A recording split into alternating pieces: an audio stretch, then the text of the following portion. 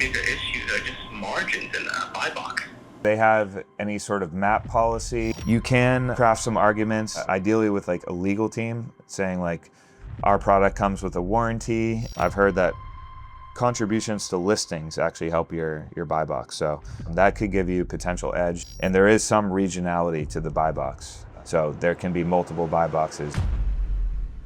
What's up, YouTube? Welcome to the latest installment of 1000 ASINs Hotline. In today's video, we have Terry who's calling in. Terry is a student and he's in Canada, so the dynamics are a little bit different, and he's landed some brand direct accounts, but after landing the accounts has had a little bit of a tough time with a few things. So we're gonna get into that in this conversation. If you're new to the channel, my name's Dan. I've sold over $80 million on Amazon using the brand direct wholesale business model. So that's working directly with brands to help them grow online. And I've helped over 400 students and counting start and scale their Amazon business as well. Without further ado, let's hop into the video, and thanks for watching. Hey, this is Dan, 1000 ASINs. Give me a call. How are you? And I'm good, man. How about yourself? I'm doing great, thank you. You just give like a brief background of where your business is at, your background, where you're trying to go, and then we can get into the specific issues you're facing and see if I can help in any way I can. Yeah, for sure. So, I mean, I onboarded with DTG back mid-July, I think, right? So it took a little bit of time to kind of learn everything, all the ins and outs. Your course was great in terms of getting things going. I did win over a couple brand direct deals. Bigger issues are just margins in the buy box. Okay. And I mean, yeah. So those would be the biggest things. I mean, I'm working directly with these brands, but for whatever reason, the margins are just really slim. And so yeah, let's tackle one at a time. So we'll tackle the margin issue. So the brands that you're working with, do they have any sort of map policy, or do they let resellers kind of just sell at any price that they want, and the price is kind of a roller coaster? Yeah, so I guess it's two different brands, right? One definitely has a map policy, the other one doesn't, right? And so with the one that does it, when I came across them, there were sellers on there, and then all of a sudden they opened up all these accounts, right? And then now there are, I think, about 20 sellers, and I find that I'm getting into a price war. Right. Yeah, that will invariably happen, unfortunately. When any Amazon listing has 10, then 20, then 30 sellers, what almost always happens is the price goes down because those sellers are now competing. A lot of them get spooked. They get worried about how many other sellers on their listing, and then they want to win the buy box and increasingly reprice down to the point where they're breaking even. They might even lose money. So unfortunately, it's a story that's all too common in the arbitrage world and even the wholesale world as well, if a brand takes on too many partners too fast. While it kind of sucks in the moment, it could be an opportunity to continue to engage with the brand and show them, the results of their actions.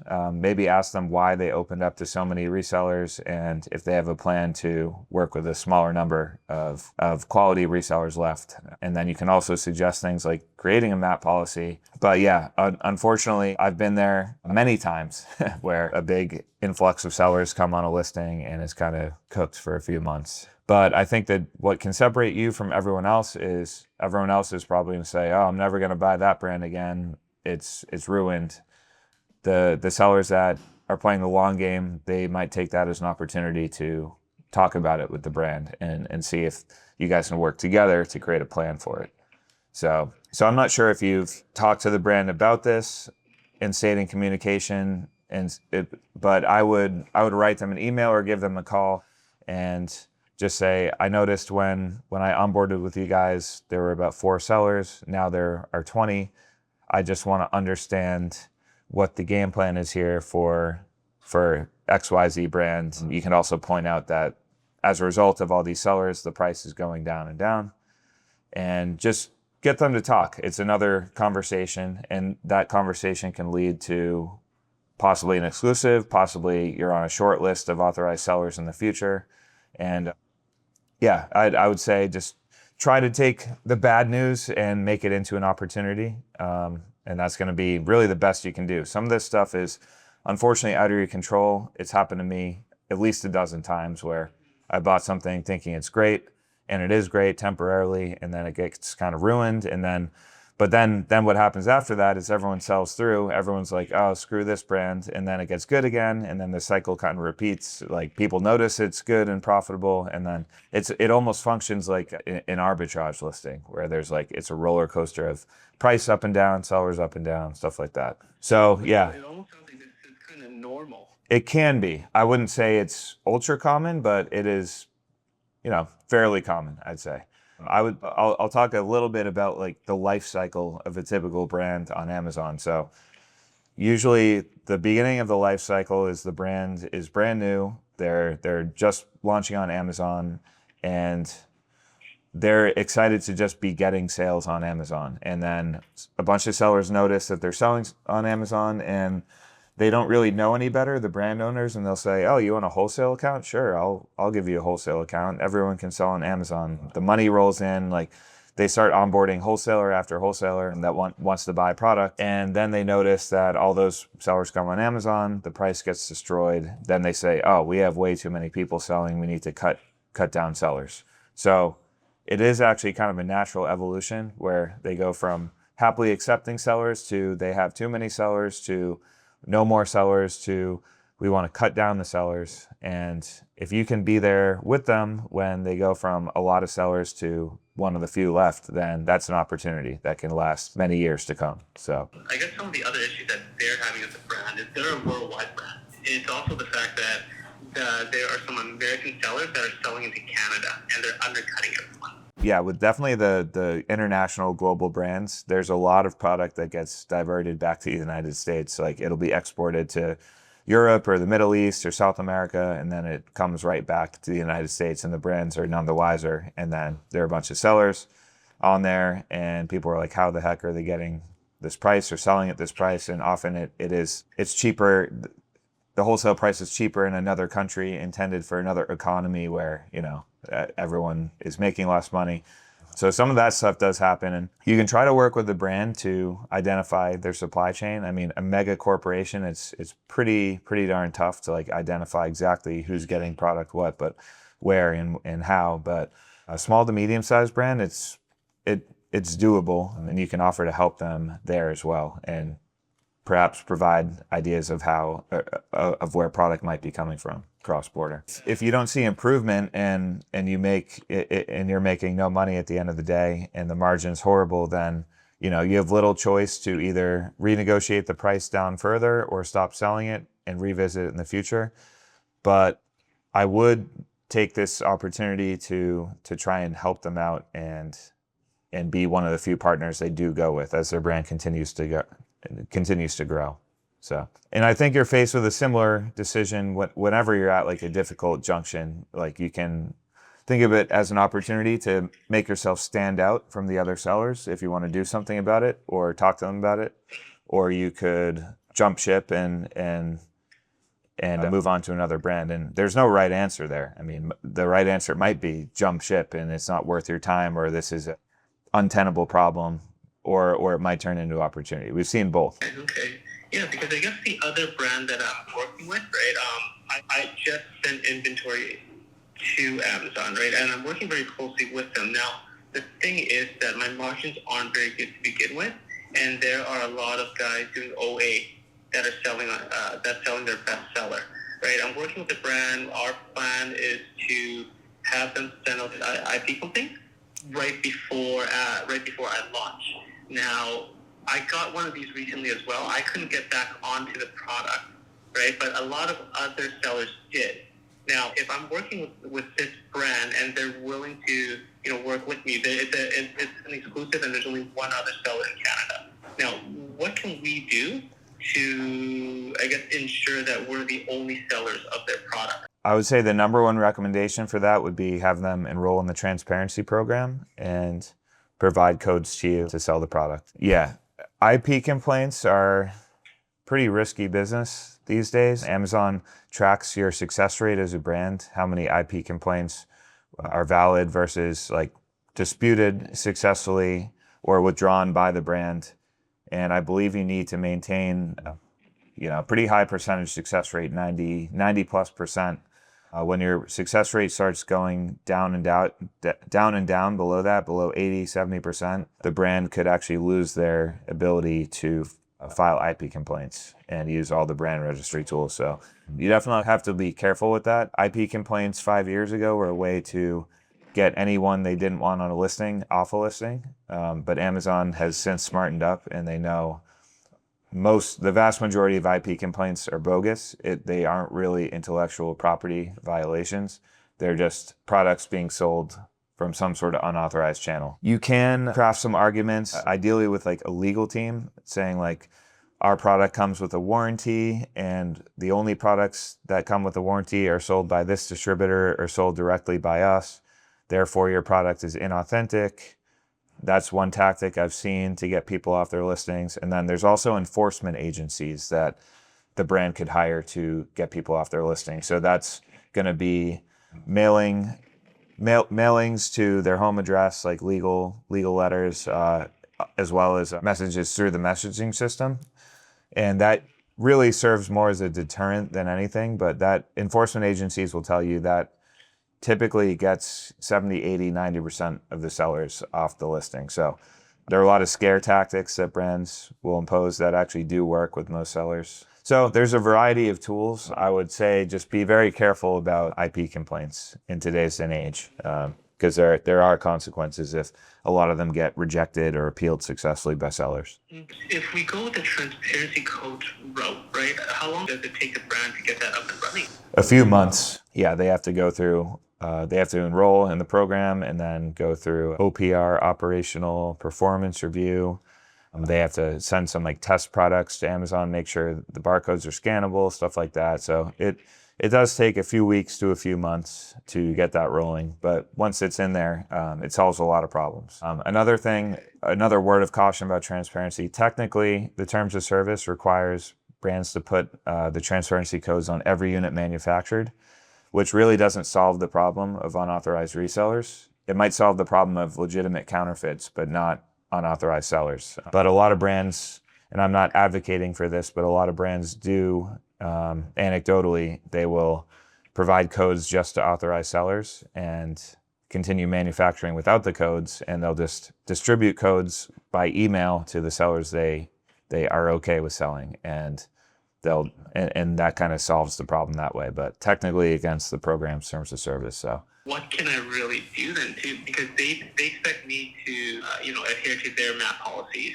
right? But I mean the other guys won't, right? So and I'm also a new seller, so it's not as though I'll win the buy box if I'm $1 or $2 more expensive than everyone else. Then what can I really do besides trying to get the transparency codes going with this brand, which I don't know if they're willing to. Yeah, you're faced with the decision where if MAP is not under control, then you have to either break MAP to move through your inventory, get the the understanding from the brands. Or maybe they won't understand, or move on to a different brand. Yeah, it's unfortunately fairly common in wholesale where there's MAP issues. I have several brands right now that I'm sitting at MAP, and there are a lot of people undercutting, and have very close relationships with these brands. And it's kind of a constant battle to have these brands identify the unauthorized sellers, kick them off. The ones who have enrolled in transparency, it's been massively successful. So we always try to push for that. But yeah, it is kind of a process. And sometimes when brands just don't have their MAP under control, you have no choice but to move on. Okay. Yeah, it's just concerning because I mean, it took a lot of work to just kind of win over these two brands. But as we get rolling here, it looks like the margins aren't there, and I'm just going to be undercut by all these other sellers. It sounds like there's not much I can do.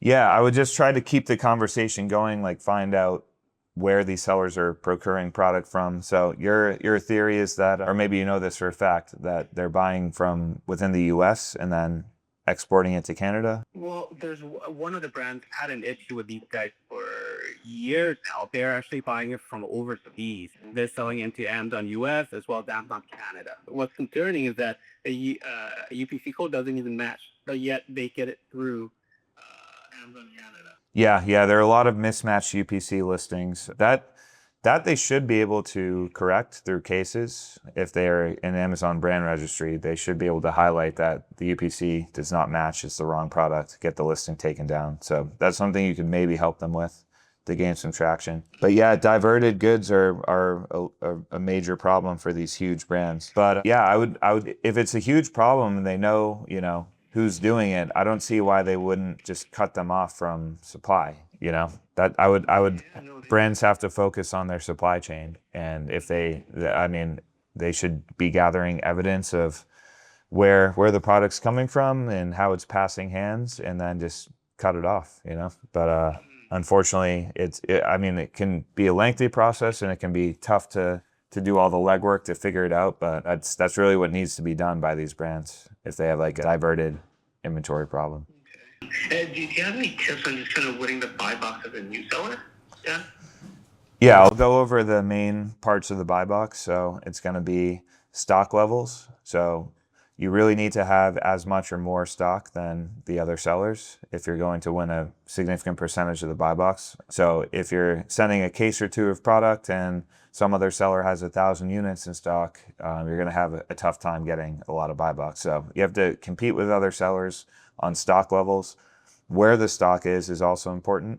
So if your stock is well distributed throughout Amazon's fulfillment network, you should be getting more buy box. Price is ultra important, of course. That's probably the biggest component to buy box of all. So got to stay competitive on price, which is obvious. Other factors are going to be your seller feedback. I know you said you're a new seller, so still building that feedback. Fortunately, I think it's a smaller part of the box algorithm, but get your feedback up as quickly as possible. Get yourself on an auto feedback requester. That will build your storefront feedback a little bit faster. And here's a new one I actually heard this week, which I'm not sure how much weight to put into this, but I've heard that contributions to listings actually help your buy box. So that could give you potential edge if you're in their brand registry and have permission to edit their catalog. If you actually made some listing contributions, Amazon recognizes that you're actually building the listing or improving it and providing more buy box that way. So that's an unconfirmed theory, but it's something that I'm going to be experimenting with in my business in the near future. And I'll, of course, report back to the group if I'm seeing a big change there. So really, you just have to put all the factors, the known factors of the buy box algorithm into your favor as much as possible. And I mean, you can't really control that you're a new seller except by, you know, trying to sell more products and become a bigger seller. Everything else you kind of can control. In terms of where the stock is, we can't control which fulfillment center it gets sent to, right? You can control whether you're using Amazon optimized shipping or paying placement fees. So if you pay placement fees, it might direct your stock to one fulfillment center or 3 fulfillment centers instead of 5. So your stock will probably be less distributed across the fulfillment network.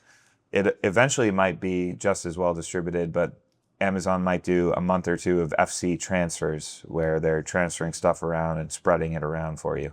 If you do Amazon Optimize, you're a little bit more spread out right when your stock gets inbounded.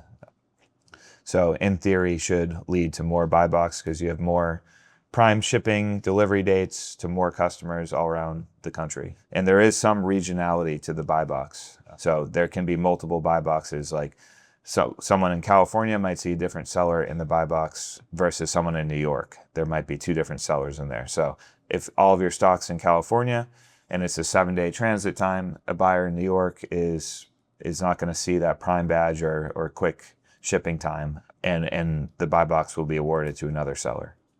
So that's kind of the theory behind all that. If you see one seller, 80, 90+% buy box, that could be an issue.